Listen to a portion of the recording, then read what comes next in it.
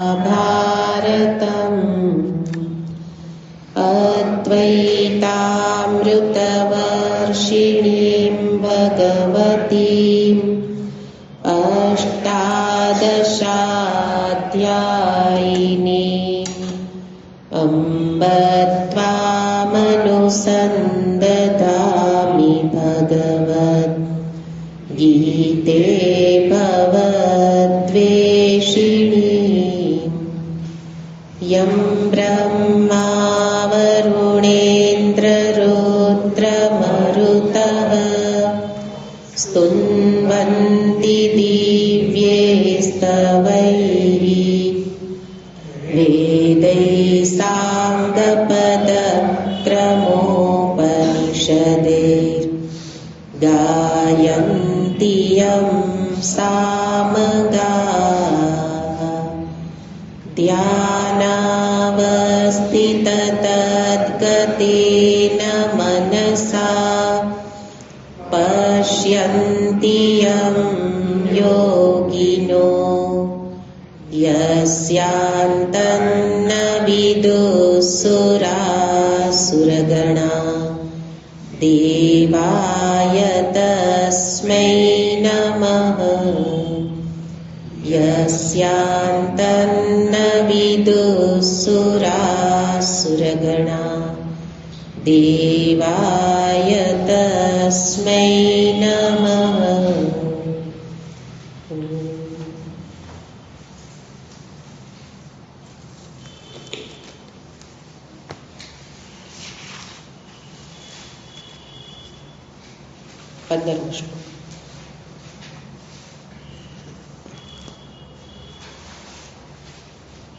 श्रीभगवानुवाच सर्वस्य चाहं हृदि सन्निविष्टो मत्तस्मृतिर्ज्ञानमपोहनं च वेदैश्च सर्वैरहमेव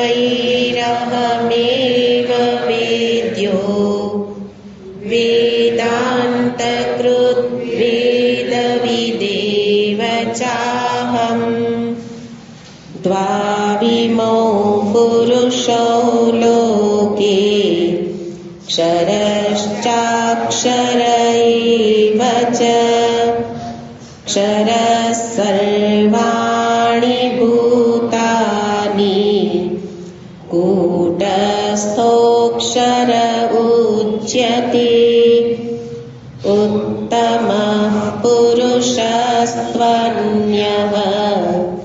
परमात्मेत्युदाहृतः यो लोकत्रयमाविश्य बिभर्त्यव्यय ईश्वरः।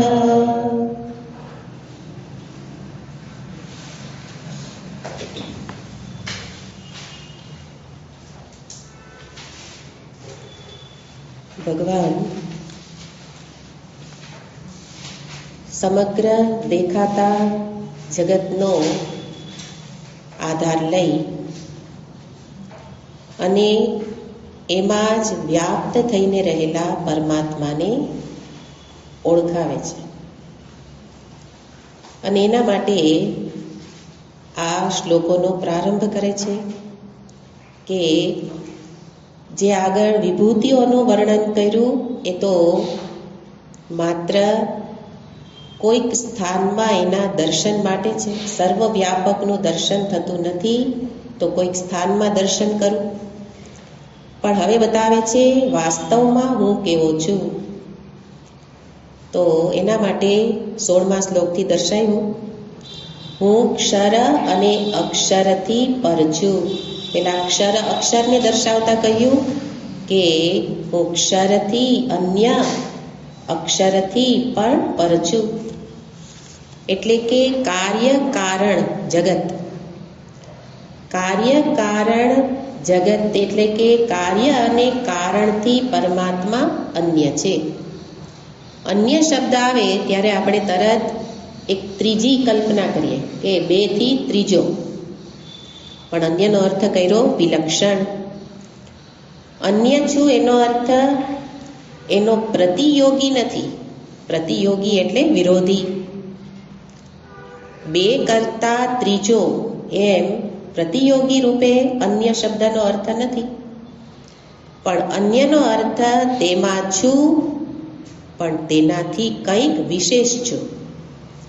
તેમાં છું એટલે ક્ષર રૂપે પણ છું, અક્ષર રૂપે પણ છું, પણ એટલો જ નથી.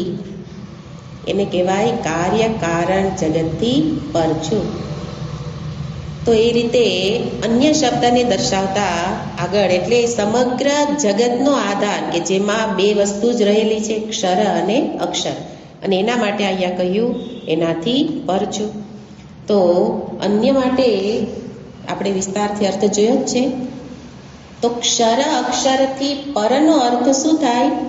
ક્ષર કે જે વિનાશી છે. ક્ષરનું લક્ષણ કયું છે? વિનાશી, નાશવાન હોવું. એટલે આ કાર્ય જગત, દેખાતું જગત કેવું છે? નાશવાન. તો એનું લક્ષણ છે વિનાશી.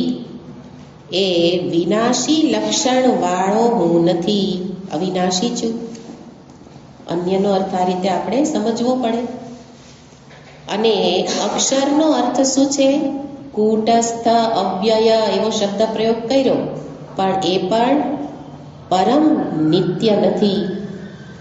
લક્ષણ અક્ષરથી પણ હું કંઈક વિશેષ છું. એટલે કે અક્ષર જે કારણરૂપ છે પણ હું કારણ રૂપે નથી. ક્ષર જે કાર્યરૂપ છે, હું કાર્યરૂપ નથી. એટલે આ શબ્દને સમજવા માટે બે જ વાક્ય કે ક્ષર અક્ષરથી અન્ય, એનો અર્થ શું થશે? લક્ષણ ભેદ છે. ક્ષર અક્ષરથી પરમાત્મામાં શું ભેદ છે? લક્ષણ ભેદ છે, પણ અસ્તિત્વમાં કોઈ ભેદ નથી. લક્ષણ ભેદ છે. ક્ષરનું લક્ષણ જોયું વિનાશી, એના કરતા અન્ય અવિનાશી છું. લક્ષણ ભેદ છે, પણ અસ્તિત્વમાં ભેદ નથી. એટલે કે ક્ષર અક્ષરમાં જે સત્તા રૂપે છે, જે સદ રૂપે છે, એ જ પરમાત્મામાં પણ છે. અસ્તિત્વ ભેદ નથી.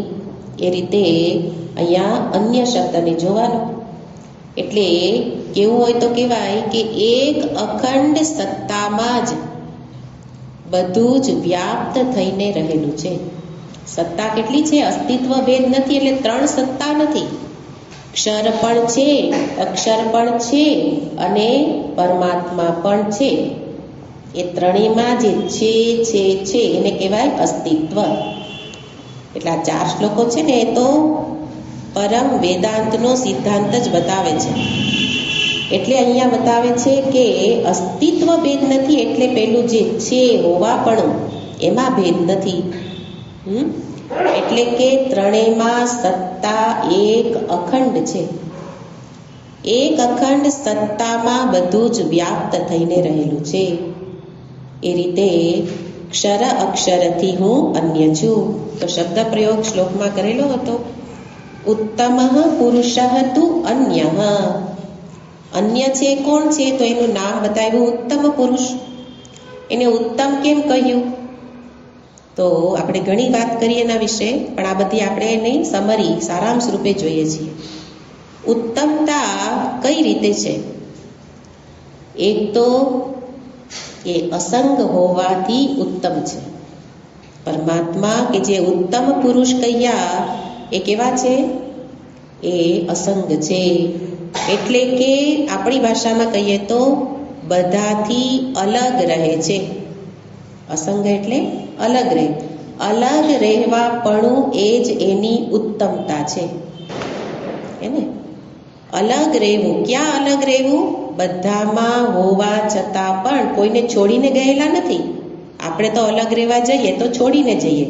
એ તો બધામાં રહે છે. સમગ્ર પ્રપંચના કણે કણમાં રહે છે, પણ છતાંય કેવી રીતે રહે છે? અલગ. તો સંભવ છે. સાથે રહીને અલગ રહી શકાય એ અહીંયા પરમાત્મા પોતાના વ્યવહારથી બતાવે છે. અસંગ છે. તો અસંગતા, અલગ રહેવું, એ જ એની ઉત્તમતા છે. બીજી રીતે પણ ઉત્તમતા કહી શકાય કે એ જે અસંગ સ્વરૂપ પરમાત્મા, જેને અહીંયા ઉત્તમ પુરુષ કહ્યું, એના જ્ઞાનથી સંસારની નિવૃત્તિ થતી હોવાથી પણ એ ઉત્તમ પુરુષ છે. એને આવા અસંગ સ્વરૂપ પરમાત્માનું જ્ઞાન મેળવું, એ અસંગ છે, મારામાં જ છે, છતાં મારામાં અલગ થઈને રહે છે, એ જ્ઞાન મેળવું કે એ જ હું છું. અહમ રૂપે જ્ઞાન, માત્ર આત્મજ્ઞાન નહીં. આત્મજ્ઞાન એટલે પરોક્ષ જ્ઞાન નહીં, પણ અહમ રૂપે જ્યારે જાણું તો એ સંસારની નિવૃત્તિ કરાવનાર હોવાથી એ ઉત્તમ છે. પુરુષ ઉત્તમ કેમ છે? એ પરમાત્મા કે જે ઉત્તમ પુરુષ છે, ઉત્તમનો અર્થ જોયો તો અહમ, 3 વ્યાકરણની દ્રષ્ટિએ અહમને જ ઉત્તમ પુરુષ કહેવાય. તો એ અહમ રૂપે છે, એનું જ્ઞાન પણ મને મોક્ષ પ્રદાન કરાવનાર છે, એટલે એને ઉત્તમ પુરુષ કહેવાય. સંસારની નિવૃત્તિ એટલે કે દુઃખની નિવૃત્તિ કરાવનાર છે. સંસાર નિવૃત્તિ તો આપણને ખબર નહીં કઈ રીતે થતી હશે, પણ દુઃખની આત્યંતિક નિવૃત્તિ, જીવનમાં ક્યારેય દુઃખ જેવું લાગે નહીં, એને એ છે મોક્ષ, જીવન મુક્તિ. પણ એ કોનાથી છે? આત્માના, પરમાત્માના જ્ઞાનથી. એટલે પણ એને ઉત્તમ કહે છે. અને એટલે એનાથી વિપરીત જોવાનું કે જો એનું જ્ઞાન નહીં હોય તો સંસાર બંધન, અને જ્ઞાન થઈ જાય તો સંસારથી મુક્તિ. તો એ રીતે ઉત્તમતા છે. તમેવ વિદિત્વા અતિમૃત્યુ મેતી તરતિ શોકમ આત્મવિદ. ઉપનિષદના વિધાનો પણ બતાવે છે જ્ઞાનથી મુક્તિ. તો જેના જ્ઞાનથી મુક્તિ છે એને પણ ઉત્તમ કહી શકાય. તો એ ભગવાન જે શબ્દ પ્રયોગ કરે છે એનો વિચાર કરવાનો, એનું મંથન કરવું પડે કે એક શબ્દ કેમ અહીંયા મૂકેલો છે. એટલે જો એનું જ્ઞાન નહીં હોય તો મૃત્યો મૃત્યુ માપનોતી, તો મૃત્યુથી મૃત્યુ, દુઃખાલયમ અશાશ્વતમ, એવા જગતની જ પ્રાપ્તિ થઈ રાખશે જો જ્ઞાન નહીં હોય તો. એટલે ઉત્તમ પુરુષનું જ્ઞાન એ જીવનમાં ફળદાયી છે, એટલે પણ એને ઉત્તમ કહેવાય છે. અને સાથે ત્રીજું પણ જોવાય કે જે ઉત્તમ પુરુષ છે કેટલા છે? એક છે. ઉત્તમ એટલે અહમ કેટલા હોય? એક જ હોય. તું, તે જોયું હતું ને, ઘણા બધા હોય. તું ઘણા બધા, તમે, તેઓ ઘણા બધા હોય, બહુવચન થઈ શકે. પણ ઉત્તમ પુરુષ અહમ એક જ હોય. એટલે પણ એ ઉત્તમ છે કે એ એક માત્ર છે, એમાં બીજા જેવું કંઈ નથી, એટલે કે ભેદ રહેલો નથી. જ્યાં ભેદ છે એનો અર્થ શું થયો? બધું અધમ. ભેદ છે એટલે ભેદ બુદ્ધિ. જ્યાં જ્યાં ભેદ બુદ્ધિ છે ત્યાં એ અધમ. અને જ્યાં એકનું જ્ઞાન એક જ માત્ર છે એ ઉત્તમ. તો ભેદભાવ ન હોવાથી પણ એને ઉત્તમ કહેવામાં આવે છે. એ પરમાત્મા, તો ઉત્તમ પુરુષને જ કહે છે એ પરમાત્મા છે. અહીંયા એને આત્મા કેમ ન કહ્યું? અહીંયા એને પરમેશ્વર કેમ ન કહ્યું? હે ને, આપણે અત્યારે એક એક શબ્દ મૂકવાનો અર્થ શું છે આપણે જોઈએ છીએ. કેમ પરમાત્મા જ કહ્યું? તો શબ્દને અધીન એનો અર્થ જ છે પરમ આત્મા, પરમાત્મા. માત્ર આત્મા નથી કહ્યું, પરમ પણ છે અને આત્મા પણ છે એ પરમાત્મા. આત્મા છે કઈ રીતે છે? મારો જ પ્રત્યેગાત્મા છે, એટલે કે મારા દેહમાં જે ચેતન વ્યાપ્ત છે એનું નામ શું છે? આત્મા. પણ એ આત્મા કેવો છે? એક જ દેહમાં નથી, એ તો પરમ છે, પરમ આત્મા છે. એટલે પરમ શબ્દને જોવા માટે આપણે એ આત્મા સુધી પહોંચવું પડે. દેહમાં આત્મા છે, એની પૂર્વે જુઓ શરૂઆત ક્યાંથી કરવાની? શરીરથી. બહાર શરીર, એની અંદર, એની અંદર, એની અંદર, એને પરમ પરમ પરમ, એને અંતરતમ. તો અંતરતમ રહેલા હોવાથી એ કેવા છે? પરમાત્મા. આત્મા એકલું કહી દે તો આપણે દેહને પણ શું માનીએ છીએ? આત્મા. આત્મા એટલે હું, ચેતન. દેહને પણ માનીએ જ છીએ. દેહ હું છું તો કે એ નહીં. દેહથી પણ જે અંતરતમ કોણ છે? ઇન્દ્રિય. ઇન્દ્રિય પણ નહીં, એનાથી પણ અંતરતમ મન, એનાથી અંતર બુદ્ધિ, અને એનાથી પણ જે અંતરતમ છે એ ચેતન પરમાત્મા. એ આત્મા કેવા છે? પરમ. એટલે કે સર્વભૂતાત્મ ભૂતાત્મા, સર્વભૂતોનો રહેલો આત્મા. એક જ દેહમાં નહીં, એક જ દેહમાં છે ને શું કહેવાય? પ્રત્યેગાત્મા. અને સર્વ દેહમાં અંતરતમ બિરાજે એને શું કહેવાય? પરમાત્મા. તો એવા પરમાત્મા, એ પરમાત્મા રૂપે એને કહેવામાં આવે છે ઉત્તમ પુરુષ તુ અન્ય પરમાત્મા ઇતિ ઉદાહૃતઃ. અને શું કામ કરે અંદર બેઠા બેઠા? તો કે એ જ બધું કરે, હે ને? એ શું કરે? એ જ બધું કરે. શું કરે? ભગવાને સ્પષ્ટતા કરી દીધી કે એ સર્વભૂતોની અંતર રહી. અને બીજી પંક્તિમાં શું કહ્યું? તો કે છે યો લોકત્રયમ આવિશ્ય. એ અંતર પ્રવેશીને રહેલા છે. પ્રવેશ એટલે શું?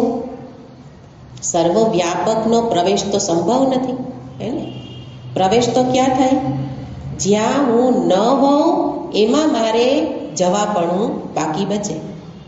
પણ જ્યાં સર્વવ્યાપક કહી દીધું અને પાછો શ્રુતિ કે પ્રવેશ, ગીતાજી કે પ્રવેશ, પ્રવિશ્ય એટલે આવિશ્ય એટલે પ્રવિશ્ય. તો પ્રવેશ સર્વવ્યાપકનો તો સંભવ નથી.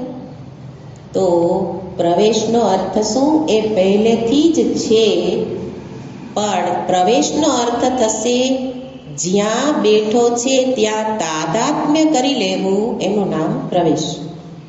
આત્મ ચૈતન્ય સર્વવ્યાપક છે, જ્યાં છે ત્યાં એ શું કરી લે છે? તાદાત્મ્ય. દેહાદિમાં છે, દેહાદિમાં રહી અને દેહાદિ સાથે તાદાત્મ્ય કરી લેવું, એનું જ નામ પ્રવેશ. તાદાત્મ્યેન સંબંધિત. કેવી રીતે આત્મા સંબંધિત થઈ જાય દેહમાં? તાદાત્મ્ય સંબંધિત. તો એનું જ નામ કહેવાય પ્રવેશ. અને એવી રીતે દેહમાં એટલે સર્વ દેહમાં, સમગ્ર પ્રપંચમાં એ પ્રવેશ કરી, તાદાત્મ્ય કરીને એને શું કરવાનું છે? તો કે છે બિભર્તી. એ સર્વમાં પ્રવેશી બે કામ કરે છે પરમાત્મા, આવિશ્ય અને બિભર્તી. બે મુખ્ય કામ છે. આવિશ્ય અને બિભર્તી એટલે પ્રવેશ કરી અને પોષણ કરે છે, ધારણ કરે, પોષણ કરે. પણ એને ધારણ કરવા માટે કોઈ પરિશ્રમ ઉઠાવવો ન પડે. આપણે ભલે કહીએ કે શેષ શૈયા પર ભગવાન વિષ્ણુ બિરાજે અને એના ઉપર શેષ શૈયા પર પૃથ્વી એનો ભાર વહન કરે, એને ભાર વહન કરવો પડે નહીં. તો કેવી રીતે? તો ભાષ્યકારે કહ્યું કે બિભર્તી.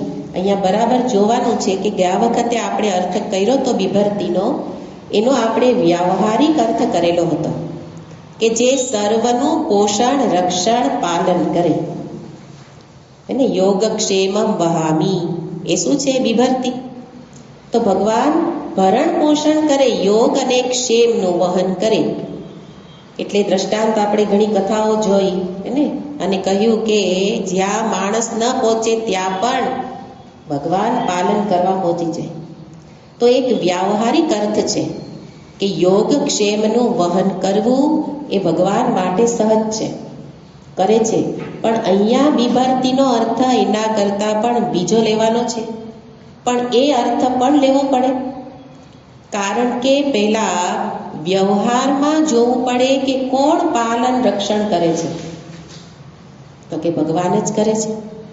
યોગક્ષેમમાં બધાનું વહન ભગવાન કરે છે, જેથી મારું મન પહેલા તો નિશ્ચિંત થઈ જાય. આ વ્યાવહારિક અર્થ બિભર્તીનો લઈએ તો મારું મન નિશ્ચિંત થઈ જાય કે વાહ, ભગવાન બધાનું પાલન કરે છે, મારે શું ચિંતા? તો નિશ્ચિંત થઈ જાય પછી, એટલે શાસ્ત્રની આ પ્રક્રિયા છે કે મારા મનને એ તત્વના વિચાર કરવા માટે તૈયાર કરે. કેવી રીતે કરે? વ્યવહારથી શરૂ કરે. વ્યવહારમાં જે તું તને પાલન પોષણ કરનારો માને છે તું નથી. કોણ કરે છે? પરમાત્મા કરે છે. અને પછી જ્યારે મન નિશ્ચિંત થાય ત્યારે મન આ તત્વનો વિચાર કરવા માટે સમર્થ બને. અને એ સમર્થ બને ત્યારે શું થશે? ત્યારે આ બીજો અર્થ કામ લાગે.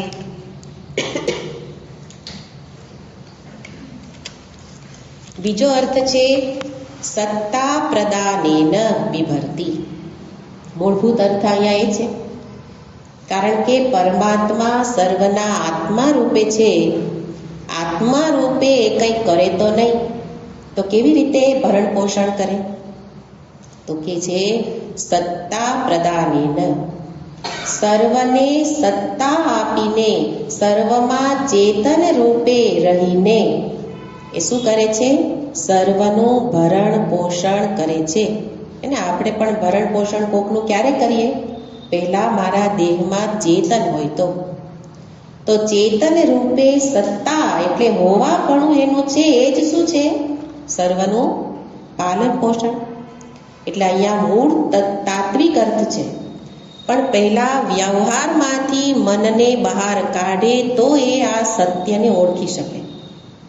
એટલે વ્યવહારમાં પહેલા કહેવું પડે ઈશ્વર જ ભરણ પોષણ કરે છે. એ પ્રથમ અર્થ છે, વ્યવહારિક અર્થ.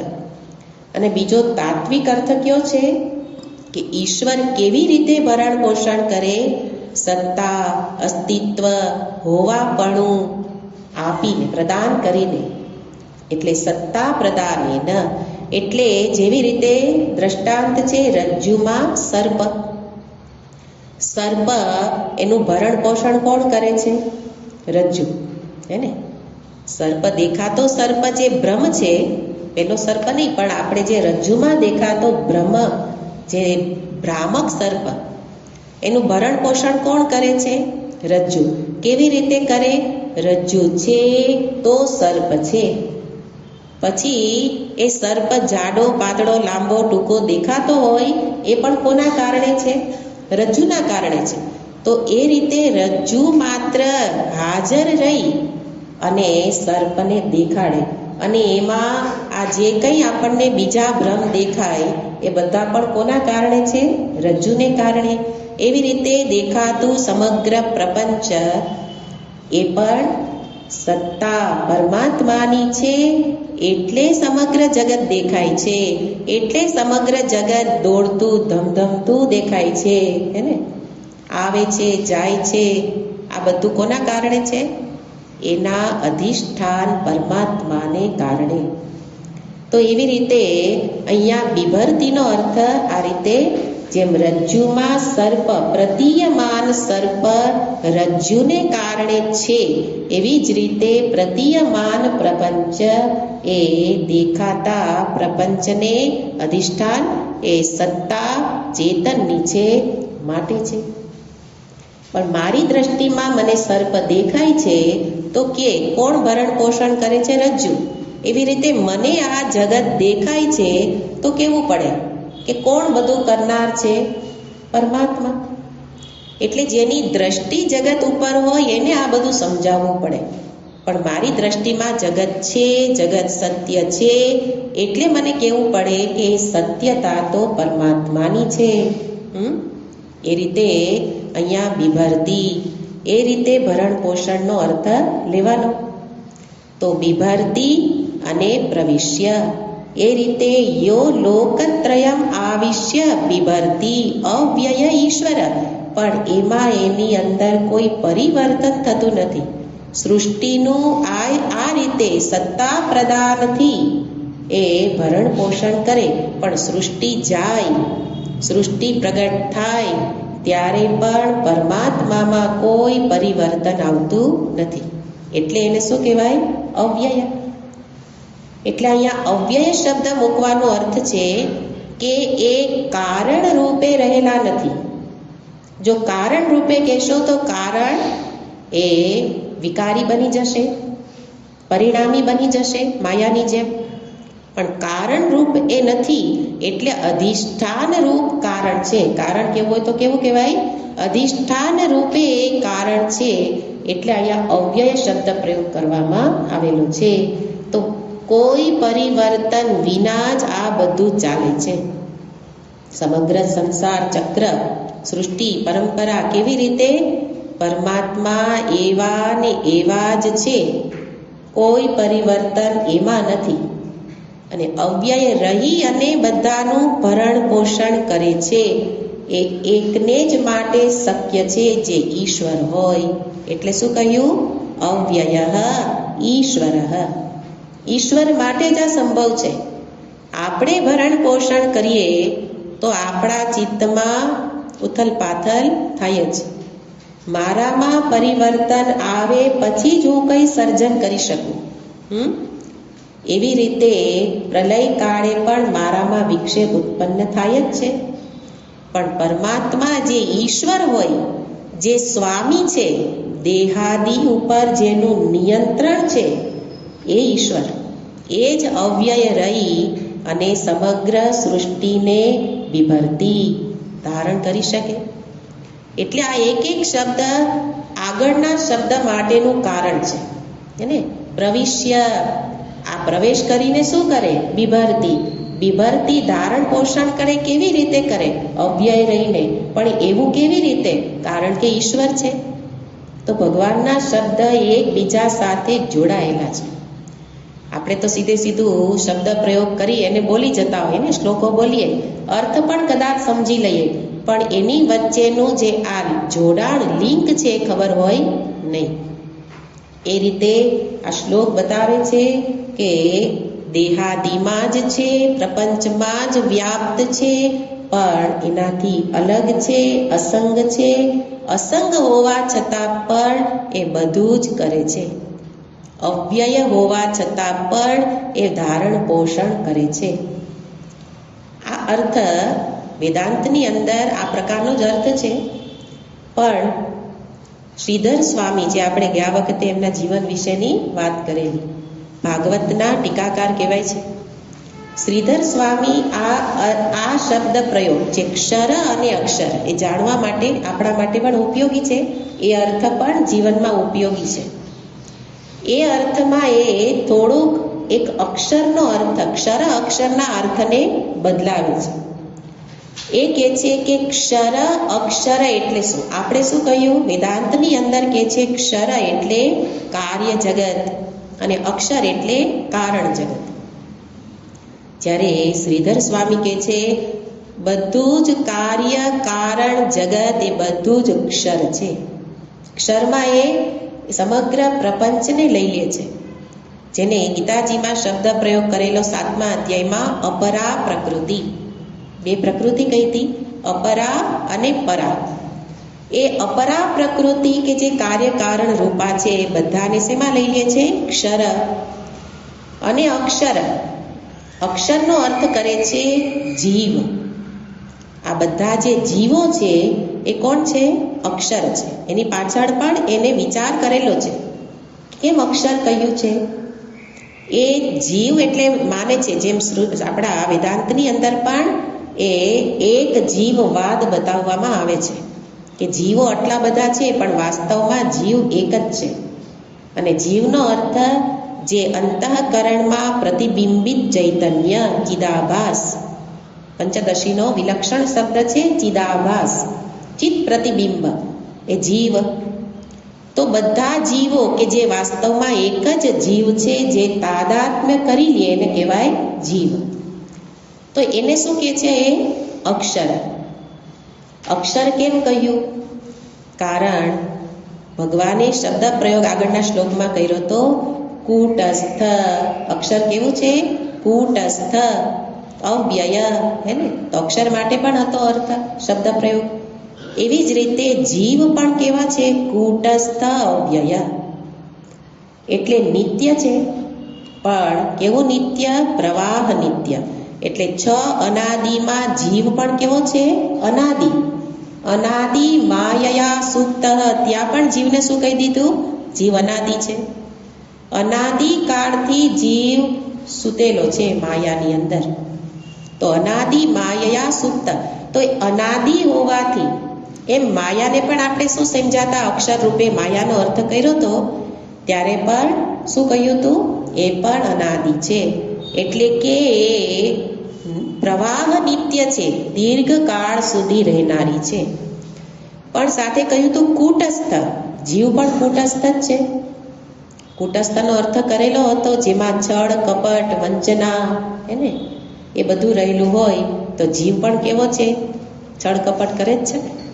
બેઈમાની, અનીતિ, છળ કપટ બધાની અંદર એ સંસ્કાર તો પડેલા જ છે. કોઈ કરે કોઈ ન કરે, જીવ માત્રમાં આ લક્ષણ રહેલું છે. કૂટસ્થ એટલે એનો અર્થ છળ કપટ કરવું. અને એવો જીવ એ નિરંતર અનાદિકાળથી આવી જ રીતે વ્યવહાર કરે છે અને વ્યવહારથી બંધાય છે. હે વ્યવહાર કરે, સુખી દુઃખી થાય, પોતાને કેવો માને? આવાગમન કરનારો, સુખી દુઃખી, આવો પોતાને માને. શું કામ? જીવ છે, તાદાત્મ્ય કરી લીધું છે. અને એ જીવ ભગવાન કહે છે એ જ અક્ષર અને ક્ષર, એમાં હું જ પ્રવેશ કરીને રહેલો છું, પણ એ મારા તરફ જોતો નથી. આટલું જ છે જીવની તકલીફ. હે ને?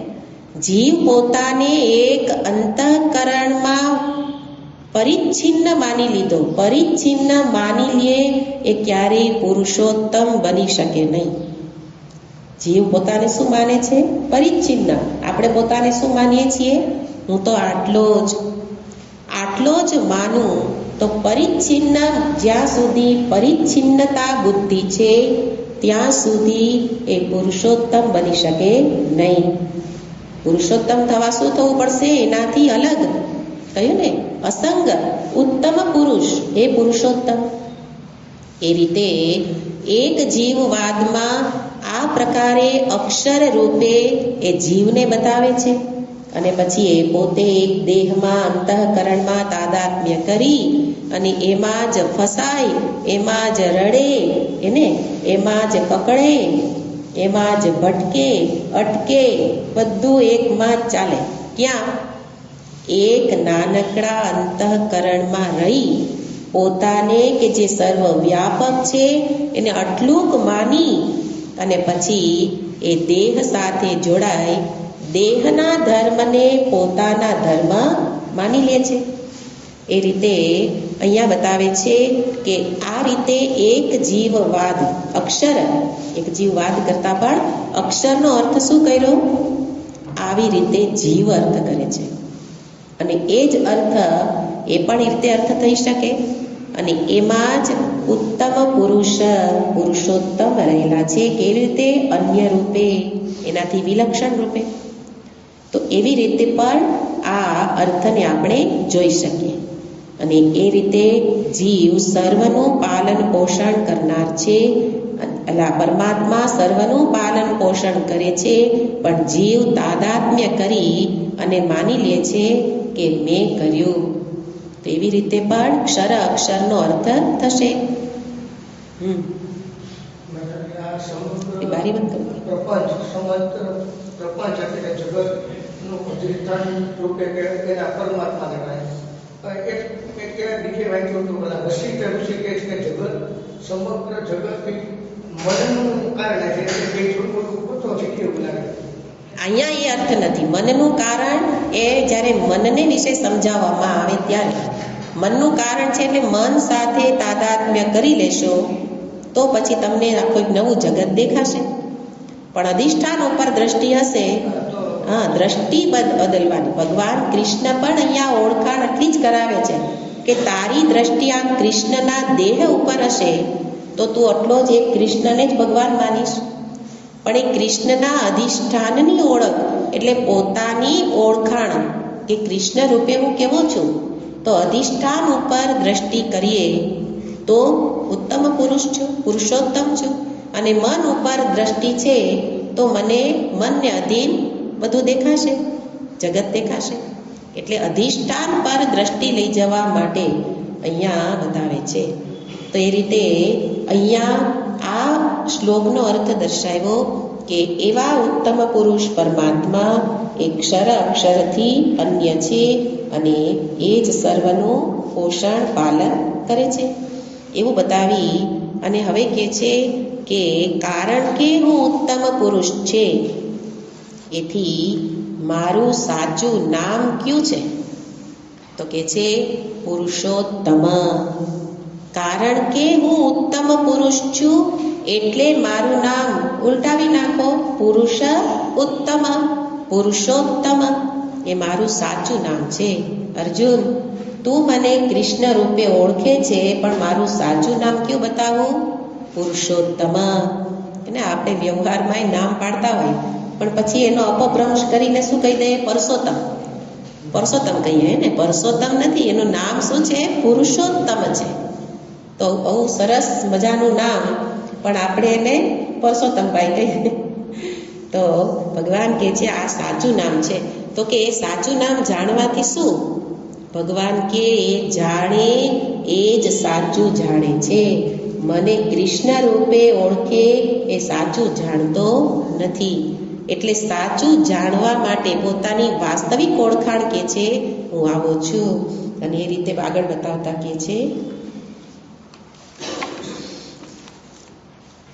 યસ્માત ક્ષરમતીતોહમ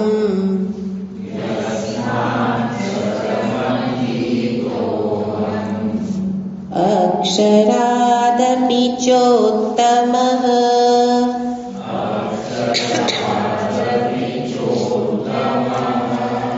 અતોસ્મિ લોકે વેદે ચ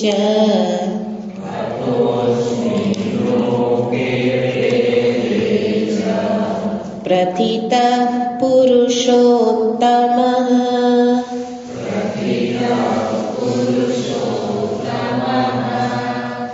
યસ્માક્ષરમતીતોહમ અક્ષરાદપિ ચોત્તમઃ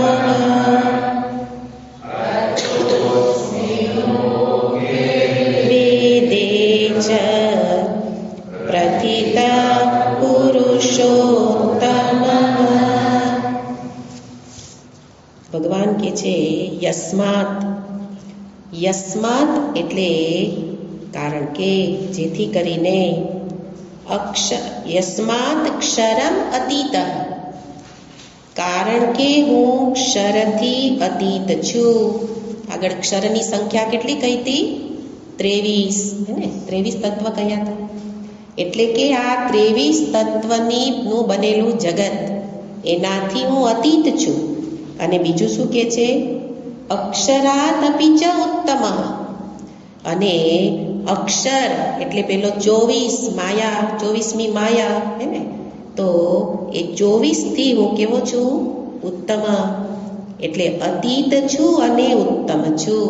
અતીત એટલે એનાથી અલગ છું અને અલગ છું માટે ઉત્તમ છું, અન્ય છું ઉત્તમ છું. તો ક્ષર અક્ષરથી જે શરૂઆત ભગવાને કરી 16મા શ્લોકથી એની જ અહીંયા ચર્ચા ચાલે છે. અને એને બતાવતા કહે છે કે આ રીતે હું એનાથી અતીત છું, ઉત્તમ છું. અતઃ, અતોસ્મીમાં શું શબ્દ છે? અતઃ અસ્મી. અતઃ એટલે શું? અતઃ એટલે માટે. માટે હું કોણ છું? લોકે વેદે ચ પ્રથિતઃ પુરુષોત્તમઃ. અતઃ પુરુષોત્તમઃ અસ્મી. એ રીતે અન્વય થશે. અતઃ એટલે માટે, કારણ કે હું ક્ષર જેટલો પણ વિનાશી નથી, અક્ષર જેવું પરિણામી નથી, પણ એના કરતાં કંઈક વિશેષ છું, ઉત્તમ છું. માટે પુરુષોત્તમ અસ્મી. માટે મારું નામ કયું છે? પુરુષોત્તમ છે. તો કે પુરુષોત્તમ તમને કોણે કહ્યું? જાતે ને જાતે પોતાને ઉત્તમ કેવા લાગ્યા હે ને?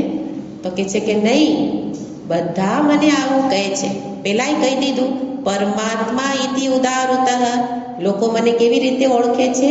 ત્યાં શાસ્ત્રની વાત કહી, વેદાંતની અંદર મને પરમાત્મા રૂપે કહેવામાં આવે છે. અને અહીંયા શું કહે છે? લોક પણ મને પુરુષોત્તમ કહે છે અને વેદમાં પણ હું પુરુષોત્તમ રૂપે જ પ્રથિત છું.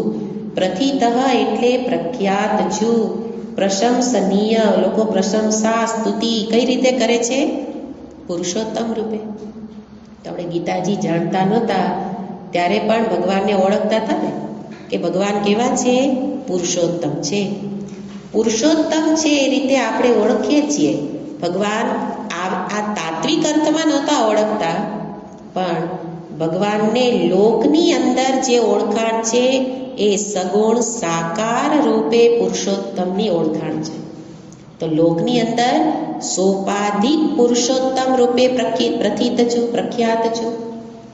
અને વેદમાં હું કેવો છું? નિર્ગુણ નિરાકાર નિરુપાધિક રૂપે હું પ્રખ્યાત છું. પુરુષોત્તમ રૂપે બે જગ્યાએ અર્થ શું છે? લોકમાં સોપાધિક રૂપે અવતારી પુરુષ, એને લોકો શું કહે છે? પુરુષોત્તમ. તો ભગવાન કૃષ્ણને કેવા પુરુષોત્તમ કહીએ છીએ? પૂર્ણ પુરુષોત્તમ. તો આપણે ઓળખીએ જ છીએ ને. તો ભગવાન કહે છે તું ઓળખે જ છે પણ સાચી રીતે ઓળખતો નથી. લોકમાં મને લોકો કેવી રીતે ઓળખે છે? પૂર્ણ પુરુષોત્તમ. એટલે ભગવાન કૃષ્ણ ધારે તે કરી શકે, આપણે એવી રીતે ઓળખીએ છીએ ને. તો એ રીતે ઓળખીએ એની અંદર આપણે એમને એક મહાન પુરુષ રૂપે જાણીએ છીએ.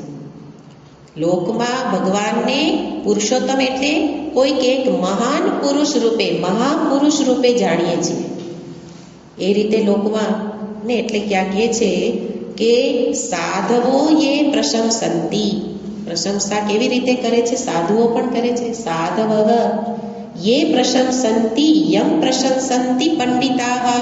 લોકની અંદર સાધુ પણ પ્રશંસા કરે, પંડિત પણ કરે.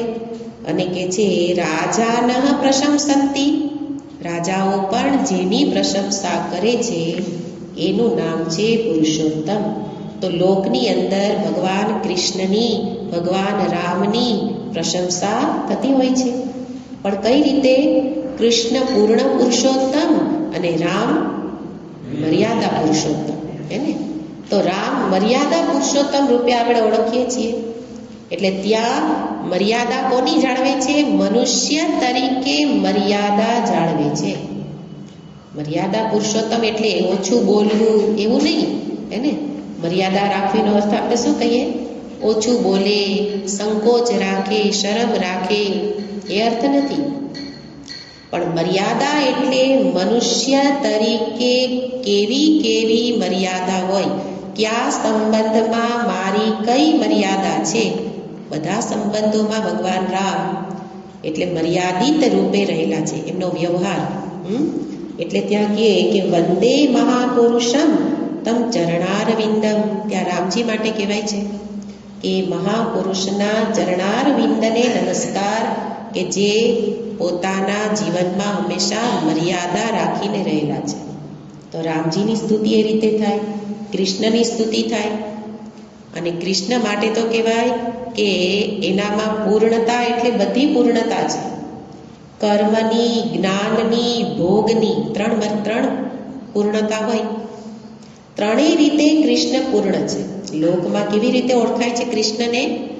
પૂર્ણ રૂપે એટલે એનામાં પૂર્ણ કર્મ, પૂર્ણ જ્ઞાન અને પૂર્ણ ભોગ. આ ત્રણેય વસ્તુને આપણે વ્યવહારથી જોઈએ છીએ. અહીંયા ભગવાન એનો તાત્વિક અર્થ બતાવવા માંગે છે પુરુષોત્તમનો. તો પૂર્ણ કર્મ એટલે ભગવાને એવા કર્મ કર્યા કે જે સામાન્ય વ્યક્તિ કરી શકે નહીં. સારા કર્મ પણ એટલા થયા અને વિનાશક કર્મ પણ એટલા થયેલા છે. અને પૂર્ણ જ્ઞાન, ભગવાનને બધું જ જ્ઞાન છે, સર્વજ્ઞ છે, કુશળતા છે. અને સાથે ભોગ, એને તો એને કૃષ્ણો ભોગી શુકસ્ત્યાગી. કૃષ્ણને ભોગી કહેવામાં આવે, એટલા ભોગ ભગવાન કૃષ્ણની અંદર જીવનમાં રહેલા છે. પૂર્ણ રીતે ભગવાન જીવ્યા, પણ એનો વેદની અંદર અર્થ શું છે? વેદમાં એ સોપાધિક કૃષ્ણની વાત કરવામાં આવી નથી. આપણે જેને પૂર્ણ કર્મ કહીએ છીએ એ પૂર્ણ કર્મ કરવાનું સામર્થ્ય જેનાથી છે એને પુરુષોત્તમ કહે છે. આપણે કૃષ્ણની ઉપાધિને અધીન પુરુષોત્તમ કહીએ. જ્યારે વેદમાં શું કહે છે? એ પૂર્ણ કર્મ, જ્ઞાન અને ભોગ એનું જેનામાં વિશેષ સામર્થ્ય કોના કારણે છે? દેહમાં રહેલા ચેતનને કારણે. તો કૃષ્ણમાં રહેલું ચેતન તત્વ, તો ચૈતન્યને અધીન ત્યાં પુરુષોત્તમ રૂપે અર્થ કરે છે. એટલે પૂર્ણ કર્મ એ સતનું પ્રતીક છે. પૂર્ણ કર્મ કોણ કરી શકે? જેનામાં સત્તા હોય. હે ને? બધા કર્મ કોણ કરી શકે? બધી સત્તા મારી પાસે હોય તો કરી શકું ને. કૃષ્ણને જરાસંધનો વધ કરવો હોય તો એનામાં એવું સામર્થ્ય, સત્તા પણ હોવી જોઈએ. એ છે. તો બધી જ સત્તા એનામાં છે. તો સત્તા કોને બતાવે છે? ચેતનના સત તત્વને, ચેતનમાં રહેલું સત. પૂર્ણ જ્ઞાન, તો જ્ઞાનનો અર્થ ચિત્ત. આપણે ચિત્ત એટલે જ્ઞાન કહીએ છીએ. ચિત્ત ચૈતન્ય એ જ્ઞાન રૂપે છે, પૂર્ણ જ્ઞાન. પૂર્ણ ભોગ આનંદના પ્રતીક રૂપે છે. તો તાત્વિક વેદની અંદર એ પુરુષોત્તમને કેવી રીતે ઓળખે છે? સત, ચિત, આનંદ. એટલે બે અર્થ થયા. લોકે વેદે, લોકની અંદર કૃષ્ણને એક ઉપાધિ, પૂર્ણ ઉપાધિ રૂપે ઓળખે છે. પુરુષોત્તમ ઉપાધિને દ્રષ્ટિમાં રાખીને. અને વેદમાં નિરુપાધિક એટલે એના અધિષ્ઠાન ચૈતન્યને સામે રાખી અને પુરુષોત્તમને ઓળખાણ કરાવે છે. ભગવાન તો અહીંયા કહે છે લોકમાં ને વેદમાં, પણ એમનો મનમાં અર્થ તો શું છે? કહેવાનો અર્થ આ વેદમાં જે બતાવેલો છે એ અર્થમાં હું પુરુષોત્તમ છું. ભલે લોકમાં હું આ રીતે પ્રખ્યાત હોઉં, પણ એટલો સીમિત અર્થ પુરુષોત્તમનો નથી. પણ એ જરૂરી છે. જેમ કે જુઓ કે પ્રથિતઃ બધા ભક્ત, મહિમા તો કોણ ગાય? ભગવાનનો ભક્ત જ ગાય. એટલે અહીંયા અર્થ લઈ શકાય કે કોણ પ્રશંસા કરે છે? ભક્તો કરે છે. ભક્તો શું પ્રશંસા કરે? તો ભગવાન આગળ કહી ગયા એ પ્રશંસા ભક્ત કરે. ગતિર ભરતા પ્રભુ સાક્ષી નિવાસ શરણમ સુરત પ્રભવ પ્રલય સ્થાનમ નિધાનમ બીજમ અવ્યયમ. એને આગળ 9મા અધ્યાયમાં ભગવાને આ શબ્દ પ્રયોગ કર્યા હતા. અને ભક્ત પણ ભગવાનને આવી જ રીતે ઓળખે. સ્તુતિ કરે તો શું કે હે પ્રભુ, આપ જ મારી ગતિ છો, આપ જ ભરતા છો. ગતિ ભરતા પ્રભુ, આપ જ પ્રભુ છો, મારા પ્રભુ છો, કહીએ છીએ ને. આપ જ સુહૃદ, મારા મિત્ર છો, આપ જ મારું શરણ છો.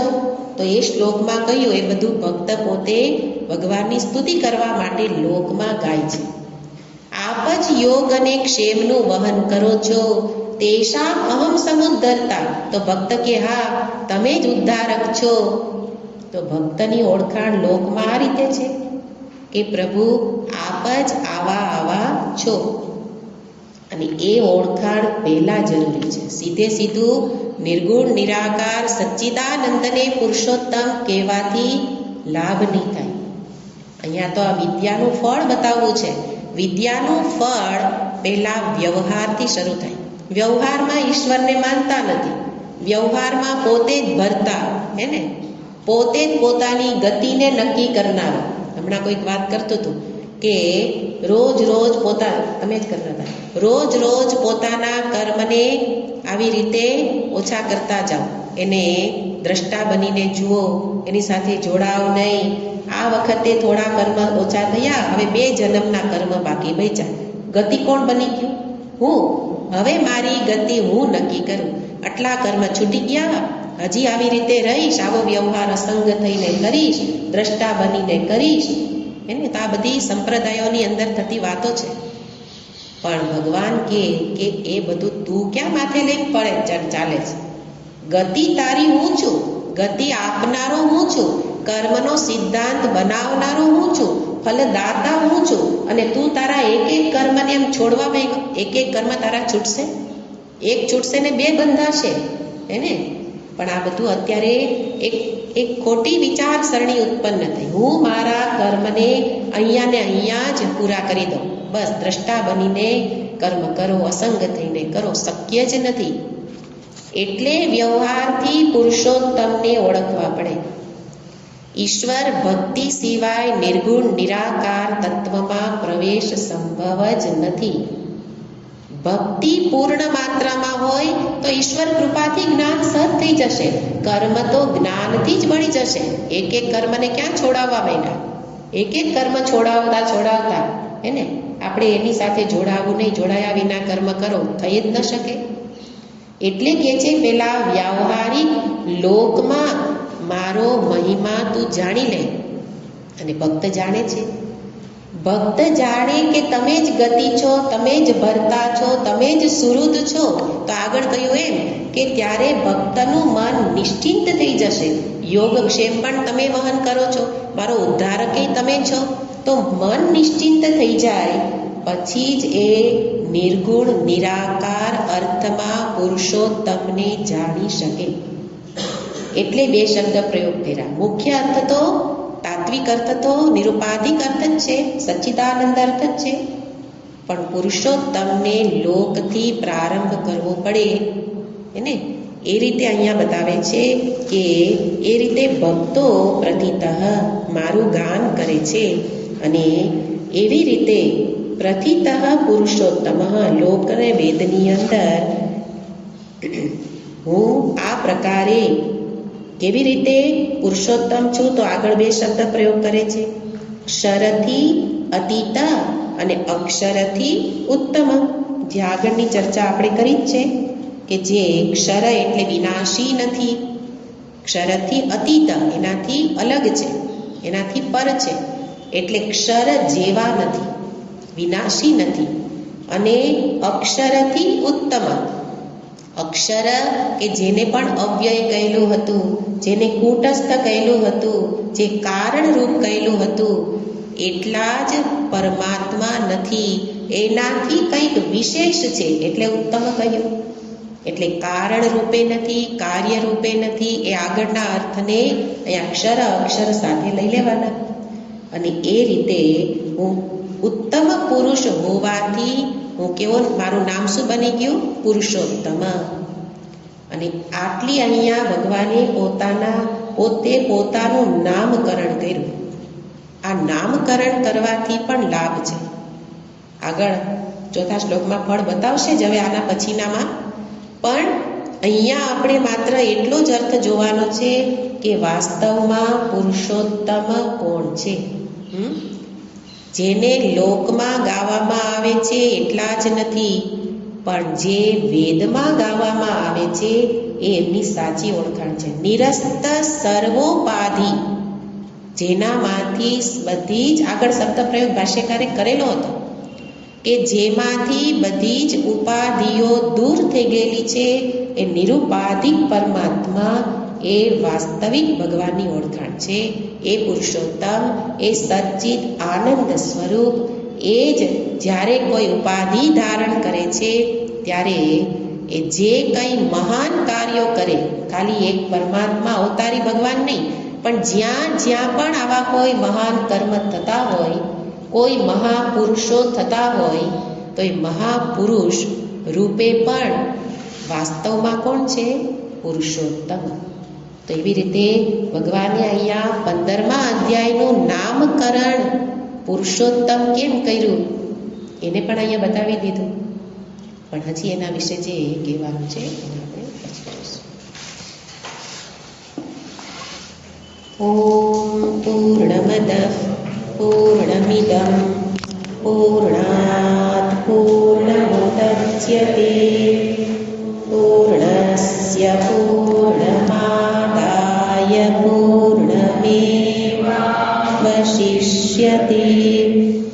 ઓમ શાંતિ શાંતિ શાંતિ. હરિ ઓમ શ્રી ગુરુભ્યો નમઃ. હરિ ઓમ.